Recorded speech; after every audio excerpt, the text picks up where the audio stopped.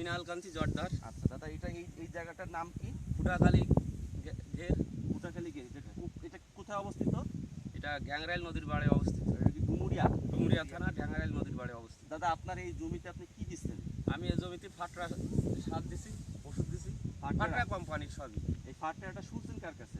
এই নারা মিটিং করলো, মিটিংয়ের পর সেখানে আমাকেও ডাকছিল, সেখান থেকে আসে এবং যেভাবে যা ব্যবহার করার কথা বলেছিল আমি ঠিক সেইভাবেই ব্যবহার করেছি।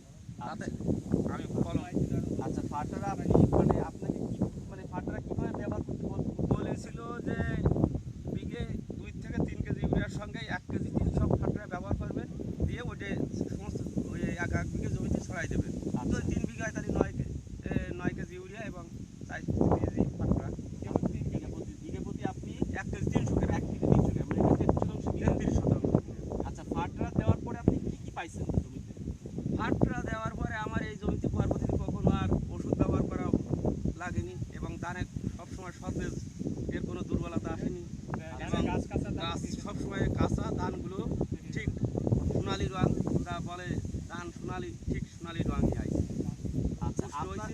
আপনার এই জমিতে আর কোনো মাজরা লাগছিল?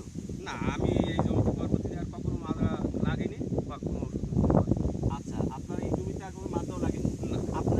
আমি তো শুনছি যে আপনি এই জমিতে ফাটরা দেওয়ার পরে আপনাকে অনেক কিছু বলছে। হ্যাঁ, অনেকে অনেক কিছু বলছে, মানে বলেছে যে এই জমিতে পরবর্তীতে মাছ হবে না, কিন্তু এই জমিতে ক্যানালে আমার মাছ হয়েছে, মাছের কোনো ক্ষতি হয়নি এবং এটা আমরা মনে করি তারা আমাদের একটা বিভ্রান্ত সৃষ্টি করছে, তার কারণ তাদের কোম্পানির ওষুধ ব্যবহার হবে না এই জন্য। আচ্ছা, আপনাকে অনেকে আমি যেটা শুনছি যে আপনাকে এরকম নাকি বলছে যে এই জমি ধান পুড়ে যাবে, ধান হবে না। আপনার কি মনে হয় ধান পুড়ে গেছে? না না, আমার ধান পুড়িনি, অন্য বছরের চেয়ে আমার তুলনায় ফলন অনেক ভালো। হ্যাঁ, আমি যখন এখানে আসি তখন এই গোবিন্দদা বলতেছিল ধান নাকি হয়েছে গমের মতো। সত্যি? হ্যাঁ, ধান অন্য বছরের তুলনায় ধান অনেক বড় হয়েছে। দেখেন স্যার, এরকম ধান আপনার কখনো না হয় নাই? কখনো এরকম বড় দানা এখনো আজও আমার জমিতে পাই নাই। এরকম বড় ধান আপনার না কখনো হয় নাই? না না, এই ধানের বীজ যা পাইছি তার চেয়ে ধান অনেক বড়। আমরা তো দেখতে চাই আমরা এই ওষুধ অনেক সময় বীজ কেনার পরে দেখা যায় বিসিএস ওয়ার্ক, কিন্তু একে দেখায় সোনালি রঙই ঠিক। এই মানে এরকম ধান আমি এখন পুষ্ট ধান এখনো হয়নি, মানে আপনার চাষা জীবন এরকম চাষা জীবনে এরকম পুষ্ট এরকম ধান কখনোই পান নাই? না না, তাহলে আপনার কি মনে হয় এটা কেন হইলো? এটা এই ফাটার জন্যই হলো, ফাটা কোম্পানির ওষুধের জন্যই হলো। আচ্ছা, আচ্ছা, আর আপনি মানে এখন কি আপনার মনে হয় যে ফাটারটা আসলে ব্যবহার করা উচিত? ব্যবহার করা কি, মানে আমার জীবনে ধান করলে আমি ফাটরাই ব্যবহার করবো এবং আশেপাশে এই যে আমার কাকা টাকা আছে তারাও ব্যবহার করবে, সেই আমার ওয়াদা দিচ্ছে।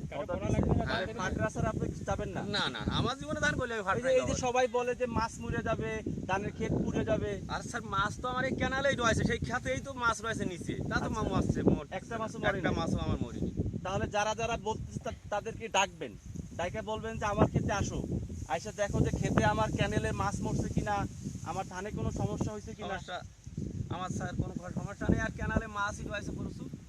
আচ্ছা, এইখানে আপনার কি মনে হয় গত বছর থেকে ফলন কতখানি বেশি পাইতে পারেন? গত বছর ছাড়া মনে হয় 15 থেকে 20 মণ ধান বেশি হবে এই জমি। এই জমিতে এই গত জমিতে। বছর থেকে 15 থেকে 20 20 মণ ধান মণ বেশি বেশি হবে। হ্যাঁ। গত বছর তো আপনি কিছু ব্যবহার করেন নাই। না, অন্য কোম্পানির ওষুধ ব্যবহার করেছি। কিন্তু এবছর ফার্টিলাইজার ব্যবহারের পরে আপনি বলতেছেন যে এই জমিতে 15 থেকে 20 মণ ধান বেশি হবে।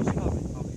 আচ্ছা, তাহলে কি আমরা আপনার কাছে আশা করতে পারি যে আপনি নিজেও ফার্টিলাইজার ব্যবহার করবেন? ব্যবহারকেও ব্যবহার করার সহায়তা করবো। আচ্ছা, আপনাদের মানে আমনে কি আপনারা ধান করবেন এখানে? এমন এই জায়গায় ধান হয় না, কিন্তু ওই পারে জমি আছে সেটাই ধান হয়, সামনে ওই পারে জমি আছে? হ্যাঁ হ্যাঁ ওই পারে কি আপনি ফার্টিলাইজার দিবেন? হ্যাঁ, দিছি এবং দেবো। দিছি এবং দিবেন? দেবো। মানে ফার্টিলাইজার ছাড়া কোনো কথাই কোনো হবে না? কথাই নাই। আচ্ছা, আপনাকে অশেষ ধন্যবাদ।